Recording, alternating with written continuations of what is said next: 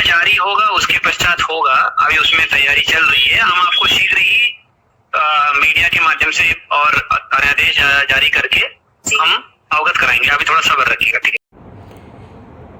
तो ये जो ऑडियो है बातचीत का, एक न्यूज़ एंकर ने बात की थी विजय किरण आनंद सर से, तब उन्होंने यही रिप्लाई किया था कि लिस्ट जो है आपको न्यूज़पेपर के माध्यम से हम जल्द ही बता देंगे। वैसे जो जानकारी मिल रही है लखनऊ से कि आचार संहिता का इस पर कोई प्रभाव नहीं पड़ेगा। लिस्ट जो है आपके जून लास्ट तक आने की पूरी संभावना है, लेकिन धरना और प्रदर्शन का जो कार्यक्रम था उसे स्थगित करने का कारण आपको बता दें कि कम संख्या बल या फिर लोगों का इसमें तैयार ना होना भी प्रमुख कारण है। तो इसलिए 21 को ज्ञापन कार्यक्रम है। वहीं तीसरी सूची के लिए योगी जी के आवास का भी घेराव करने की सोच रही है टीम, जिसमें मिशन रोजगार के तहत क्या होगा, उनके आवास को घेरा जाएगा। क्योंकि मुख्यमंत्री जी का अगर आदेश हो जाता है तो थर्ड लिस्ट एक सप्ताह के अंदर भी आ सकती है। और वहीं टीम ने कहा, याद है जब मंत्री जी ने पहली सूची आने के एक दिन पहले ही कहा था मामला कोर्ट के अधीन है, ठीक उसके दूसरे दिन ही मुख्यमंत्री जी का फरमान जारी हुआ, भर्ती 1 सप्ताह में हो जाना चाहिए, और हो गया था। तो अब यही रणनीति है कि योगी जी के आवास के आसपास अभ्यर्थियों का जमावड़ हो और अपनी मांग को रखें। तो इस प्रारूप पर कार्य कर रही है टीम, क्योंकि छोटा मोटा धरना आयोजित करने से कोई लाभ भी नहीं होगा, इसलिए एक दिन एक समय पर ज़्यादा संख्या में ये कार्यक्रम आयोजित करना चाहते हैं। टीम ने कहा है कि जब बुलाया जाता है 7,000 लोगों का चयन होगा तो आते कितने हैं, 100 से 150 तक करीब आती। इसीलिए आज के धरने के जो प्रोग्राम थे वो कैंसिल किए गए। तो फिलहाल 21 को महाज्ञापन कार्यक्रम है, फिर इसके बाद मुख्यमंत्री जी के आवास का घेराव का कार्यक्रम है। चयन बोर्ड की वेबसाइट पर जारी होगी तारीखों की सार्वजनिक सूचना।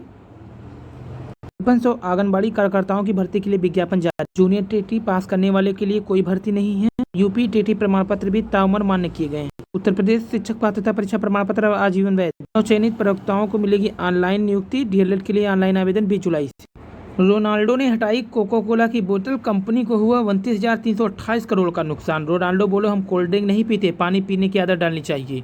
भर्ती और प्रशिक्षण परीक्षाओं में पारदर्शिता बरतना बड़ी चुनौती, 68,500। वहीं नीचे अगर देखें तो 69,000 शिक्षक भर्ती के लिए भी तीसरी काउंसलिंग का होना है। यहाँ पर देखिए शिक्षा मित्रों, अनुदेशकों की पीएफ कटौती नहीं हो रही है। जूनियर हाई स्कूल के शिक्षकों को पुरानी पेंशन। यूजी पीजी में बहुविकल्पी प्रश्न होंगे। डीएलएड में दाखिले के लिए 20 जुलाई से आवेदन, नहीं होगा लिखित परीक्षा, होगी मेरिट पर ही। महिला सैनिकों की भर्ती के लिए पंजीकरण शुरू, 20 जुलाई तक महिला कर सकते हैं आवेदन। बात करें सीधी भर्ती, सब इंस्पेक्टर के लिए 15 लाख आवेदन आए हैं। क्योंकि जल्द मिलेगा 1,500 शिक्षक। एडेड कॉलेज सामाजिक विज्ञान के 1,099 पदों का रिजल्ट अगले महीने संभावित है। तो प्रदेश के आशासकीय सहायता प्राप्त माध्यमिक विद्यालय को जुलाई के अंत तक 1,500 शिक्षक मिलेंगे। चयन बोर्ड की वेबसाइट पर जारी तारीखों की होगी परीक्षा। इसको विस्तार से देखते हैं। एडेड माध्यमिक कॉलेज के प्रशिक्षित स्नातक शिक्षक व प्रवक्ता टीजीटी पीजीटी 2021 की लिखित परीक्षा जो तारीखों पर असमंजस बना है। मंगलवार को बोर्ड ने जिन तारीखों पर मोहर लगाई उस पर पर्दा पड़ा है।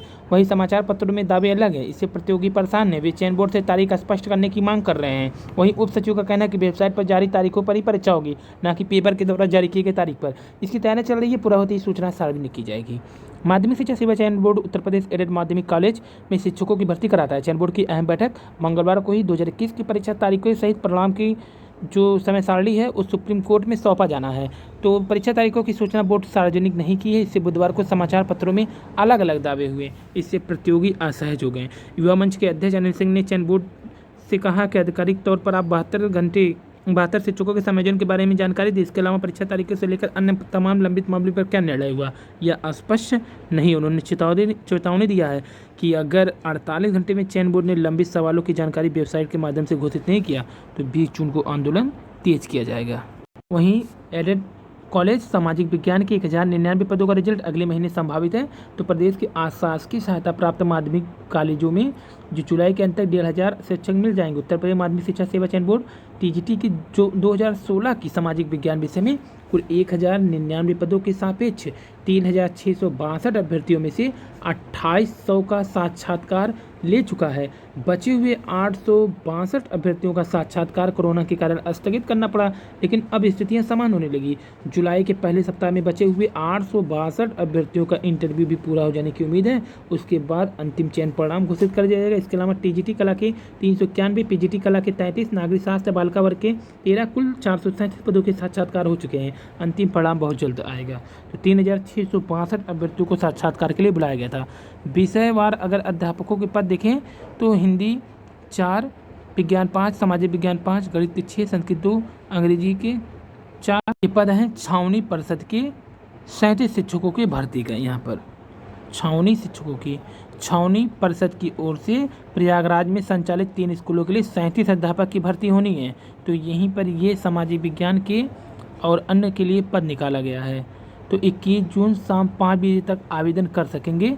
तो यहाँ पे देखिए कॉन्ट्रैक्ट पर नियुक्ति से पहले छावनी परिषद अध्यापक की परीक्षा लेगा। 21 जून शाम 5 तक आवेदन कर सकते हैं। भर्ती में भ्रष्टाचार का खेल नहीं हुई, DIOS पर होगी कार्रवाई। तो ये सहायता प्राप्त माध्यमिक विद्यालय में शिक्षकों की भर्ती में भ्रष्टाचार का खेल करने वाले जिला विद्यालय निरीक्षक पर कार्रवाई नहीं हो रही है। सचिव उत्तर प्रदेश माध्यमिक शिक्षा सेवा चयन बोर्ड के कीर्ति गौतम ने 24 नवंबर 2000 को शासन को पत्र लिखकर विभिन्न जिलों के DISO की मनमानी की शिकायत की थी। TGT PGT की नई भर्ती में कम हो गए पद।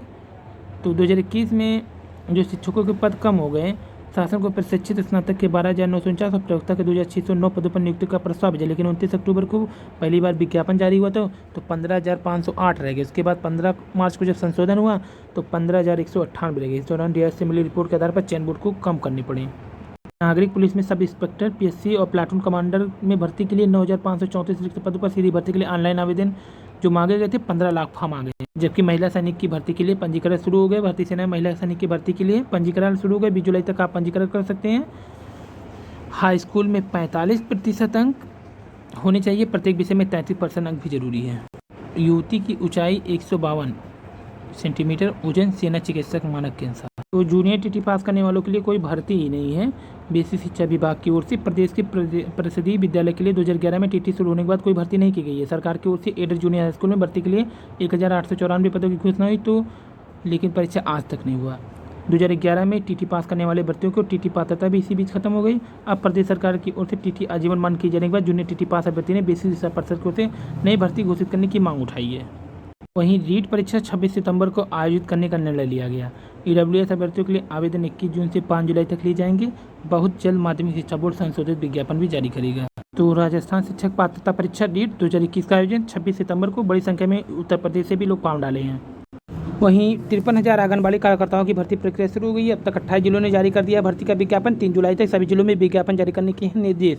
9 चयनित प्रवक्ताओं को मिलेगी ऑनलाइन नियुक्ति। तो प्रदेश में आंगनबाड़ी मिनी आंगनबाड़ी कार्यकर्ताओं को और सहायिकाओं को रिक्त पदों पर भर्ती शुरू हो गई है। अब तक 28 जिलों ने इसके लिए विज्ञापन जारी किया। सभी 75 जिलों में 3 श्रेणी के लगभग 53,000 पदों पर होनी है भर्ती। 10 से 12 साल आंगनबाड़ी व सहायिकाओं के पदों पर भर्ती नहीं हो पाई। इससे प्रदेश के सभी जिलों में 3 श्रेणी के लगभग 53,000 से अधिक पद रिक्त रह गए।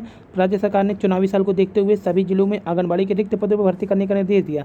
इसके मद्देनजर बाल विकास विभाग ने 29 जनवरी को ही भर्ती की प्रक्रिया का निर्धारण करते हुए चयन समिति का गठन कर दिया। साथ ही सभी जिलों को ऑनलाइन आवेदन के लिए प्रारूप भी उपलब्ध कराए गए थे, लेकिन कोरोना के बढ़ते संकट की वजह से प्रक्रिया नहीं शुरू हो पाई थी। अमेजन प्रमुख जेफ बेजोस की पूर्व पत्नी ने दान किए 19,800 करोड़। भारत समेत दुनिया के कई देशों को मिलेंगे ये मदद। तो 11 माह में $8 अरब दिए हैं इन्होंने। तो अपनी संपत्ति से $2.7 अरब दिया था। करीब 19,800 करोड़ होते हैं स्कॉट ने। आइए एक घटना भी देख लेते हैं। रोनाल्डो ने हटाई कोक, कंपनी को 29,328 करोड़ का नुकसान। बोतल की कीमत 30 रुपये, 68 रुपये तक गिर गए शेयर के दाम।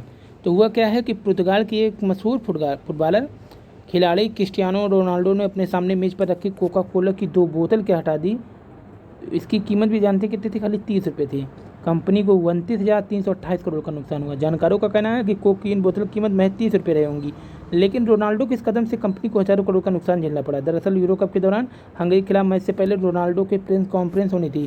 कोका कोला इस टूर्नामेंट के आधिकारिक प्रायोजक है, जो अपनी ब्रांडिंग के लिए हर प्रेस कॉन्फ्रेंस में कोको की बोतल रखती है। रोनाल्डो जब प्रेस कॉन्फ्रेंस के लिए पहुंचे तो अपने सामने कोका कोला की बोतल देकर भड़क गए। उन्होंने कहा, हम कोल्ड ड्रिंक नहीं बल्कि पानी पीने की आदत डालनी चाहिए। यह कहने भर से कंपनी के खिलाफ माहौल बनने लगा। अगले दिन जब यूरोपीय शेयर बाजार खुले तो कंपनी का शेयर मूल्य $56.10 से गिरकर 55.22 पे आ गया। कंपनी का बाजार पूंजीकरण भी 29.3 हज़ार करोड़ से घट करके $242 अरब से घट करके $238 अरब हो गया। यानी कंपनी के शेयर का मूल्य करीब 68 रुपये प्रति इकाई कम हो गई।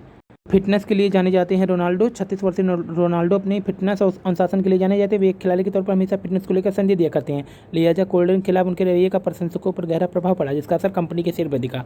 पिछले साल उन्होंने एक ट्वीट में कहा, मेरा बेटा काफ़ी क्षमतावान है, कभी कभार चिप्स खा लेता, कोल्ड ड्रिंक पी लेता तो मुझे काफ़ी परेशान करता है। कोका कोला की सफाई है, खिलाड़ियों को मिलती है हर तरह की ड्रिंक। मामला सामने आने के बाद कंपनी ने अपनी सफाई में कहा कि मैच के दौरान खिलाड़ियों को हर तरह का ड्रिंक दी जाती है। यह खिलाड़ियों पर निर्भर करता है क्या लेना चाहते हैं।